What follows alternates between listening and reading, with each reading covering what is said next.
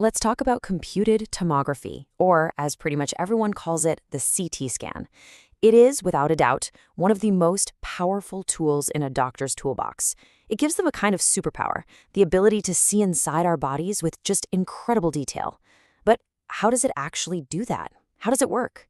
Well, let's break down the science behind this medical marvel. I mean, that's the real question, right? How can they get this perfect 3D map of everything going on inside you without ever picking up a scalpel? It honestly seems like something out of science fiction. But it's not magic. It's this really brilliant combination of some basic physics and a whole lot of computing power. Okay, to really get this, think about it like this.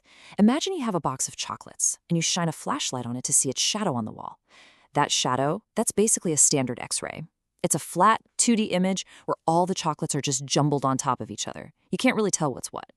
Now, a CT scan, that's like walking around that box and taking hundreds of pictures from every single angle. Then, a powerful computer takes all those flat pictures and pieces them together to build a perfect 3D model, letting you virtually slice that box open and see every single piece of chocolate inside. So, let's move beyond that flat, jumbled shadow and dig into how this tech actually builds such a detailed, three-dimensional picture. So at its very core, what is a CT scan? Well, it's not taking just one picture. It's taking a whole series of X-ray images from tons of different angles, and then a computer reconstructs them into these cross-sections or slices. Think of it like a loaf of bread. You can't understand the whole loaf from the outside, but if you look at each individual slice, you can see everything. To really understand how it gets those slices, we need to peek inside the machine itself. You know, that big spinning donut thing? And there it is. You've probably seen one of these before. This whole ring-shaped machine is called the gantry. And this is where all the action happens. You lie on the table, it moves you through the center, and all the important tech inside this ring spins around you at an incredible speed. So what's actually spinning inside that gantry? It's really two key things. On one side, you've got an X-ray tube that shoots out a very fine, fan-shaped beam of X-rays. And then directly opposite that tube, you have a whole array of supersensitive detectors. As that whole system spins, it's basically firing X-rays through your body from every single angle in a 360-degree circle. Now we get to the core physics principle, and it's a word called attenuation. It sounds complicated, but the idea is simple. As those X-rays travel through you, they don't all make it to the detectors on the other side. Some get absorbed or scattered by your body's tissues. They get weakened or attenuated. And here's the key. Different parts of your body do this differently. Really dense stuff like bone blocks a lot of X-rays. Softer tissues like muscle or fat let more of them pass right through. And this is the whole job of those detectors we just mentioned. Their one job is to measure with incredible precision how strong the X-ray beam is after it's passed through you. If the detector picks up a strong signal, it means the beam went through something not very dense.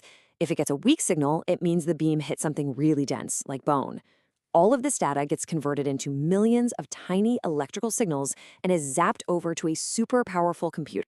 Okay, and this is where the computed part of computed tomography really comes into play. How on earth does a computer turn millions of simple electrical signals into a detailed image that a doctor can actually read and make a diagnosis from? It all comes down to some incredibly complex math, formulas we call tomographic reconstruction algorithms. Think of it kind of like a massive Sudoku puzzle. In Sudoku, you use the numbers you can see in the rows and columns to figure out what must be in the empty squares. Well, in a very similar way, the computer knows the strength of every single X-ray beam going in and its strength coming out from hundreds of different angles. It uses all that information to solve for everything in the middle, calculating the exact density of every tiny little point inside that slice of your body. Now, to make sense of all that calculated density data, the computer needs a standardized system, a common language.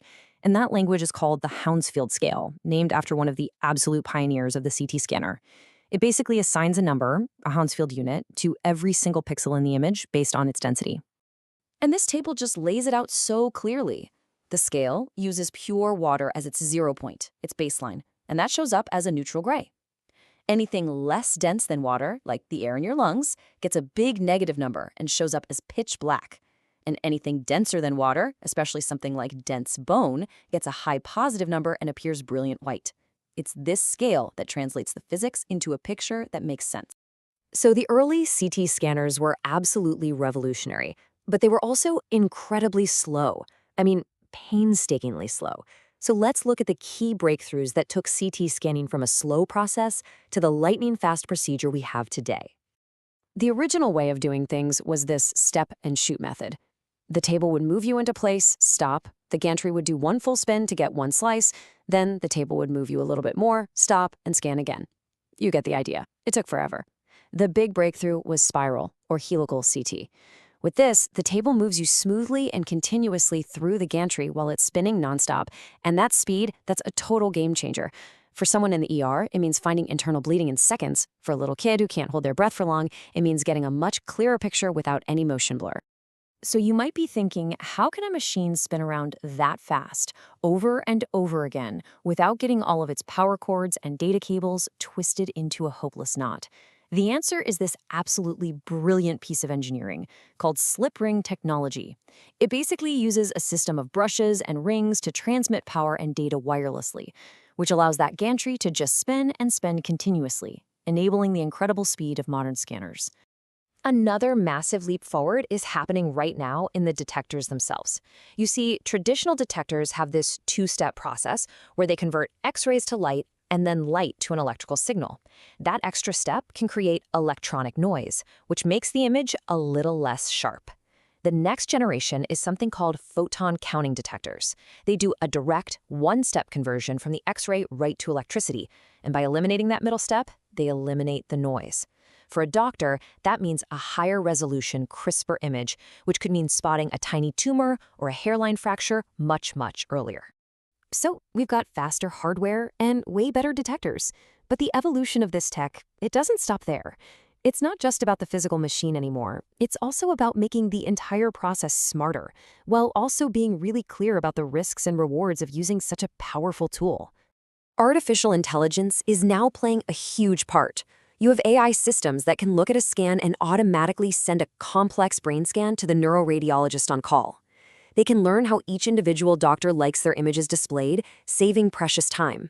They can even do a first pass on an image, flagging little areas of concern for the human expert to look at more closely. It's all about making the entire workflow faster, smarter, and more accurate. Of course, you can't have a conversation about CT scans without talking about radiation. It's a valid concern. So, for example, a typical CT scan of your abdomen involves a radiation dose of about 8 millisieverts, or MSV. But what does a number like 8 MSV actually mean? It's just a number. This is where context is absolutely everything. That dose is roughly the same amount of natural background radiation that you'd get just from living your life on planet Earth for about 3 years. It's definitely not nothing, but it helps to put it into perspective against something we all experience every single day. And this really is the fundamental trade-off that doctors and patients have to weigh with every scan. Yes, there's a risk, a small but real increase in one's lifetime risk of cancer. But the reward can be immense. For a trauma victim, a CT can find life-threatening bleeding in seconds. It can map out a tumor perfectly for a surgeon or guide a biopsy needle to exactly the right spot. Very often, the immediate benefit of getting a fast, accurate diagnosis far, far outweighs the small long-term risk. I mean, when you step back and think about it, we've gone from a simple, fuzzy shadow on a wall to a fully explorable 3D digital model of our own organs. It's just come such an incredibly long way. And with scanning getting even faster, detectors getting sharper, and AI getting smarter, the real question isn't just about seeing inside the body anymore. It's about what new details, what new functions we'll be able to uncover. What will we see next?